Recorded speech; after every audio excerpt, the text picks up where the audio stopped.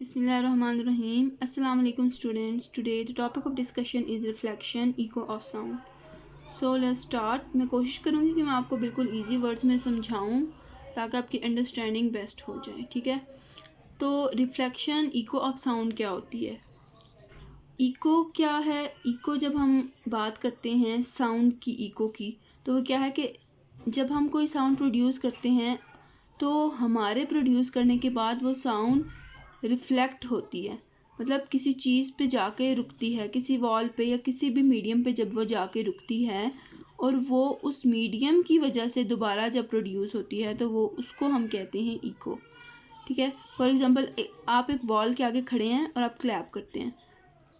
अगर जब आप क्लैप करते हैं और वही क्लैप करने की आवाज़ आपको दोबारा सुनाई देती है तो वो होगी इको ऑफ साउंड।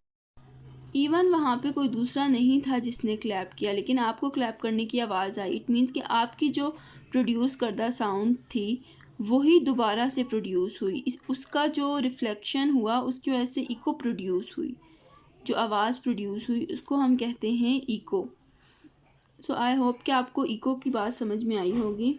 चलें इसकी जो डेफिनेशन है वो पढ़ते हैं। When a sound is incident on the surface of a medium, it bounces back into the first medium. This phenomena is called as echo or reflection of sound. कोई भी sound जब किसी भी सरफेस के ऊपर इंसिडेंट होती है, यानी कि रुकती है या वाक़या होती है, ठहरती है, तो वो बाउंस बैक करती है, वो पलट के आती है दोबारा फर्स्ट मीडियम के अंदर। तो उस फिनोमिना को हम कहते हैं इको और रिफ्लेक्शन ऑफ साउंड। कि जो आवाज़ होती है वो हमारे दिमाग के अंदर, हमारे ब्रेन के अंदर उसका एहसास होता है 0.1 सेकेंड के लिए, या वो 0.1 सेकेंड्स के लिए हमारे दिमाग के अंदर रुकती है।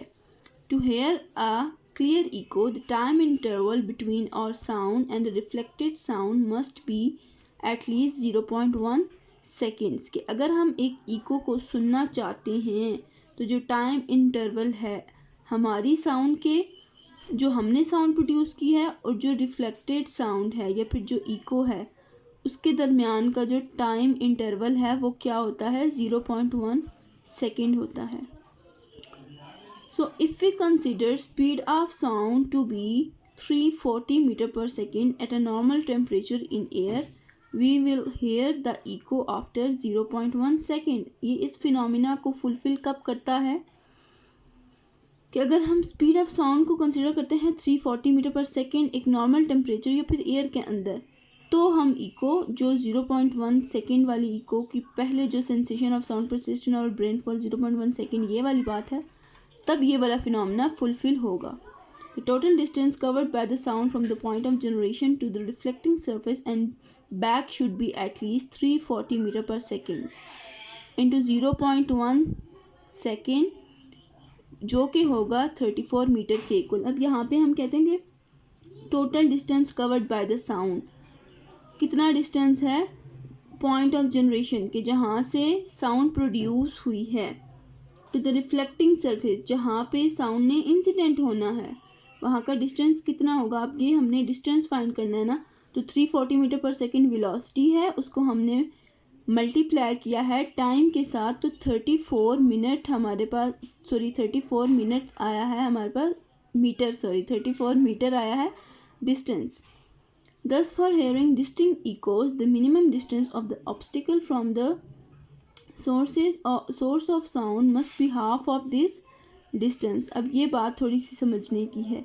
अगर हम डिस्टेंट इको सुनना चाहते हैं, यानी क्लियर इको सुनना चाहते हैं, तो जो minimum distance of obstacles from the source है, यानी किसी भी रुकावट का द मिनिमम डिस्टेंस, कम से कम जो डिस्टेंस है किसी भी रुकावट का किसी सोर्स ऑफ साउंड से, तो वो कितना होना चाहिए? Must be half of this, वो उसका हाफ होना चाहिए। किसका हाफ होना चाहिए? उस डिस्टेंस का, जो कि है 17 मीटर।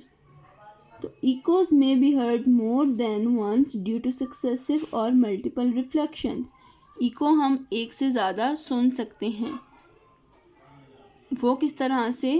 कि अगर सक्सेसिव और मल्टीपल रिफ्लेक्शंस होती हैं, जो हम बात करते हैं वो सक्सेसिव मतलब बहुत टाइम, एक दफ़ा रिफ़्लेक्ट होने के बाद, दूसरी दफ़ा रिफ़्लेक्ट होने के बाद, तीसरी दफ़ा रिफ़्लेक्ट होने के बाद जब वो वापस आती है फर्स्ट मीडियम के अंदर तो दोबारा हम उसे सुन सकते हैं। तो आई होप स्टूडेंट्स कि आपको रिफ्लेक्शन इको ऑफ साउंड का ये जो टॉपिक है ये अच्छे से समझ आ गया होगा, क्योंकि मैंने बहुत इजी वर्डिंग में आपको समझाने की पूरी कोशिश की है। तो अगर आपको वीडियो अच्छी लगी हो तो प्लीज़ चैनल को सब्सक्राइब ज़रूर कीजिएगा।